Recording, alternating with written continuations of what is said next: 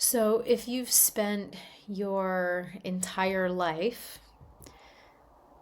learning how to force yourself to do something that you don't want to do, forcing yourself to perform that instrument when you didn't want to, force yourself to eat what you hated when you didn't want to eat it, like everything was a must. There was no space for pleasure and just finding the enjoyment. It was all forced. So that Hmm. overrides your ability to sense subtlety. So then the input that you're able to then have just comes from force because that's how it was learned. So there's a couple things that can be helpful there. One is, like you said earlier, to be courageous enough to feel the things that were hard to feel. And so when it comes to when you allow yourself to just sit with the emotional experience of being Hmm. forced, you may notice, oh, I have feelings of being trapped. I have resentment. I have, Hmm. right? So you just watch every wave, but instead of just cognizing it, intellectualize it, and thinking about it, and then going down the stories, you actually Hmm. just allow the emotion to be felt as a Hmm. sensation in the body.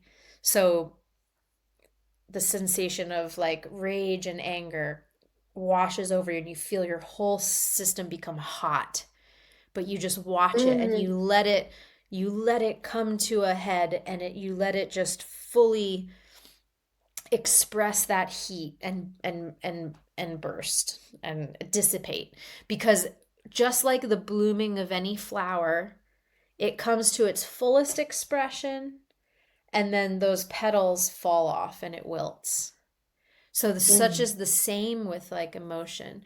So you allow that to fully will, express and will. And then maybe the next layer is a feeling of contraction and oh, my whole body just feels tight and in fear, and I feel like I have the impulse to want to run away or push away, but you just watch the sensation in your system.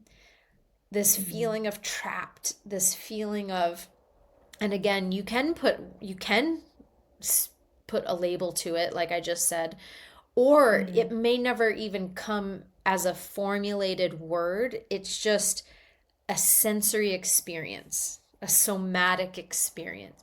So you just watch this, you watch the impulses inside of you that want to flee, that want to run, that want to, but instead of fleeing and running, you just observe it and you watch them come up. And so there is a feeling of courageousness when you haven't allowed yourself to feel that for a long time, because there's a fear, that what if this emotion takes over? What if I can't come back to myself from it? And to that, you can actually set an intention, command your inner mind, because you are, in fact, the leader of your inner kingdom.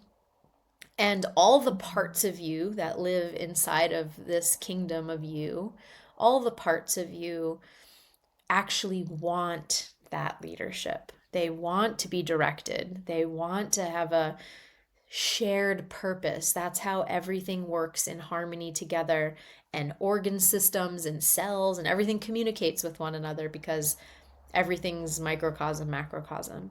So if you're going to approach an exercise like this, then you can you can set the stage by saying, and just you say this as a kind of a loving command and an inclusive command to all the parts of you, and you say, all of you are welcome here, meaning all those feelings, all those emotions, all those sub personalities inside of you that are having different experiences or have had in the past different experiences.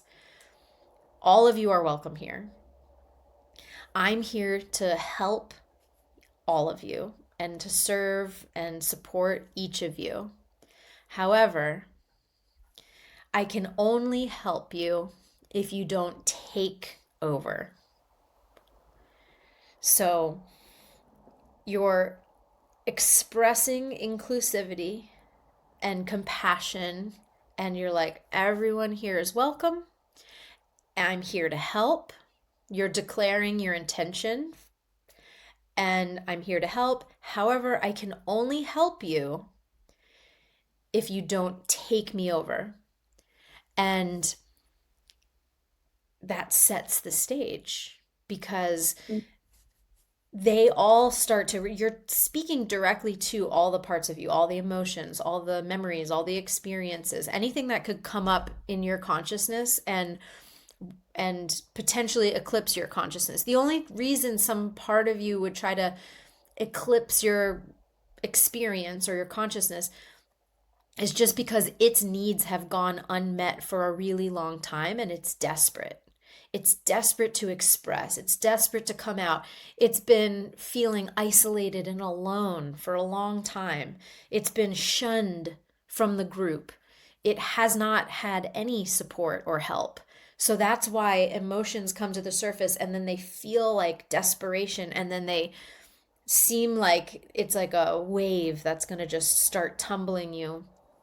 But if you communicate this sincerely to all parts of you and you do this as a practice consistently, then all the parts of you are like, oh, I'm finally getting her or his, whoever it is. I'm finally getting the attention that I need.